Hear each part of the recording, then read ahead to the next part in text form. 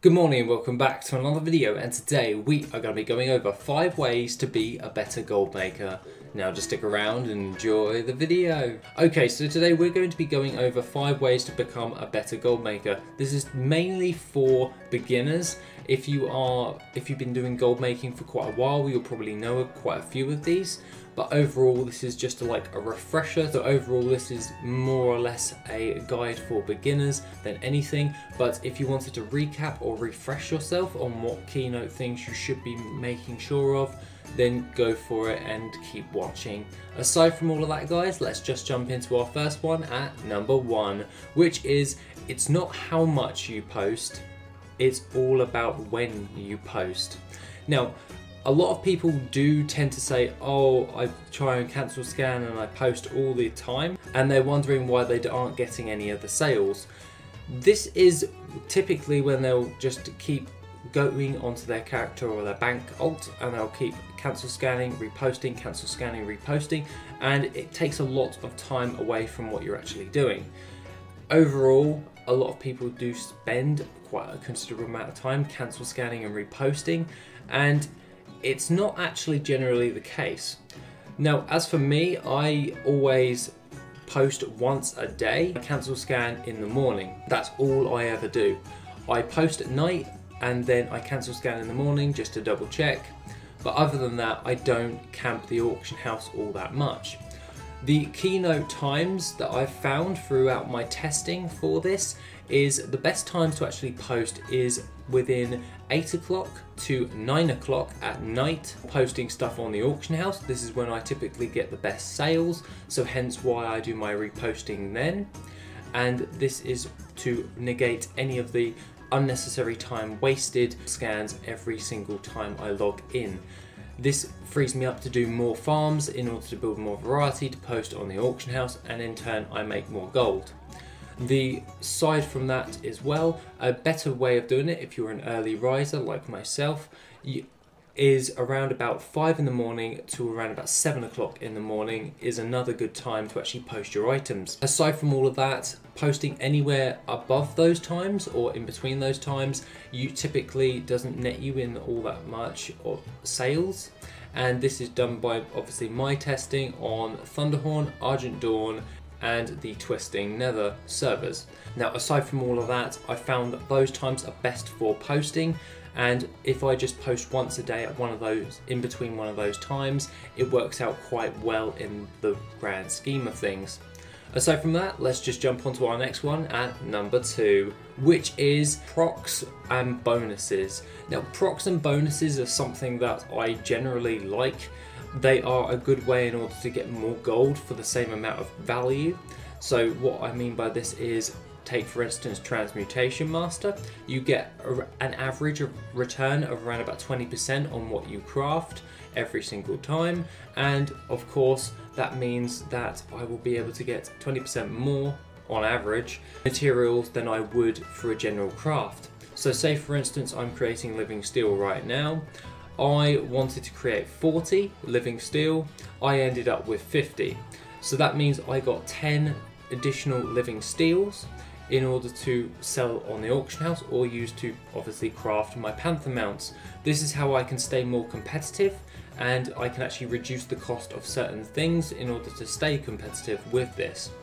I use any procs and bonuses to actually reduce the cost of things in order to make things more profitable, or make something that was not profitable for myself. This is by utilizing the mass volumes of things that I'm actually crafting and selling, as well as the procs and bonuses that I do get along with this.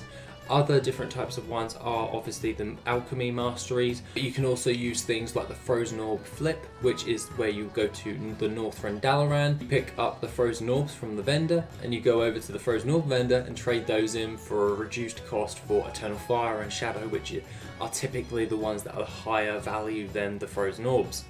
And this is how another way in which you can reduce the cost even more and stuff to stay more competitive and craft things for a profit instead of for a negative. So when everyone thinks that it's not worth it, you've just found out that it's worth it. So that being said, let's move on to our next one at number 3, which is craft the craft of crafts. Now, I tried to think of a decent way of making a title for this, but craft the craft of crafts is probably the best way. I break everything down to their bare minimum, and I see when it becomes profitable to do so. So a lot of people will tend to generally just use TSM's automated system, where it will just go, right, you need Titan steel, go buy that off the auction house.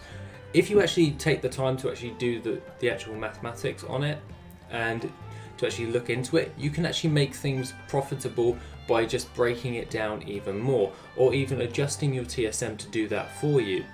This is so you can actually stay more competitive and see things that were not that profitable and then make them more profitable. It's all about reducing cost and increasing the amount of return you're going to be getting by doing this. This is why I break things down, and that is why I generally will go ahead and spend like 10 minutes crafting a hell of a lot of cobalt bolts and all of that stuff. This is so I can make things for a profit and then use those to craft another thing, which then in turn can craft something else, which is my end result, which then I can sell on the auction house. This is why I generally do all of this stuff, so I can create my mounts for a lot cheaper, and that means I can be more competitive in the long run, and overall, over time, with consistency, I will make more gold every single day. That being said, let's move on to our next one at number 4, which is vendor cost reductions. Now, vendor cost reductions is what I would consider anything to be reputation or faction based. Now, obviously there is a decent example for this. This is the Alden Accord reputation for the baseline materials for the Vial of the Sands. You will need a Pyrium laced vial as well as Sands of Time. You will need 8 of the Sands of Time and 1 Pyrium laced vial. These will generally cost you around about 29,000 gold without reputation with the Alden Accord, and once you've actually hit around about Exalted with the Alden Accord, you can reduce that to 23,200 gold. This is brilliant and actually helps quite a bit, but also a nice little keynote is if you are Horde and you are a Goblin, you automatically get those regardless of your faction and also of your reputation with those specific things. So Goblins have the advantage there, but as they don't need to do massively long grinds for all of this. So that's something to use as a key note. That being said, what you'll be wanting to do here is you'll be wanting to take advantage of any reputation reductions or faction reductions for certain specific items, as this can make it things more competitive and reduce the cost of crafting or production even more, and that means you can craft things for a lot less, and that follows on to things being more profitable in the long run as you do this more consistently every single day. Now, coming in at last on this list at number 5 is always Kiss. And obviously when I mean kiss, I don't mean a good old smooch, I literally mean keep it simple stupid. Everyone knows this term of kiss, and keep it simple stupid works really well. Basically, keep it as simple as possible. So say if you're in a market such as mounts, you stick with mounts. If you keep jumping to different markets, to market, you're going to be wasting more time and you're not going to be making as much gold as effectively as you could be. And by keeping a simple process, saying I'm going to be in the transmog market, or I'm going to be in the farming the materials market, or I'm going to be in the mounts market, stick with that market, and over time you'll actually get the returns you want. The more you keep moving from market to market to market, you probably won't see as good of returns as you would, or even you can actually lose gold by doing this. So keeping a simple strategy and just keep doing that every single day, and you will make gold on a very regular basis. For me, my one that I always pick is an evergreen one, and that is mounts. Crafted mounts sell really well and there are a strong value for them, and over time I generally find that my returns for this, for the time invested, is quite amazing, as it's about 10 minutes per day to do a craft. So overall I generally think it is one of the best markets to actually start getting into, especially as there's only a small handful of crafted mounts you can actually do. You can also pair this with farmed mounts as well, but obviously that is once you've actually gotten the hang of things in that particular market. So keep it simple and then reduce the cost as much as you can and stay consistent. Other than that, guys, have a wonderful rest of the day, and I shall see you in the next video, which will be soon. If you want to support the channel and help make the channel even better, then why not check out the Patreon? Members get additional info, gold making resources, and Patreon specific content. The link is located in the description down below.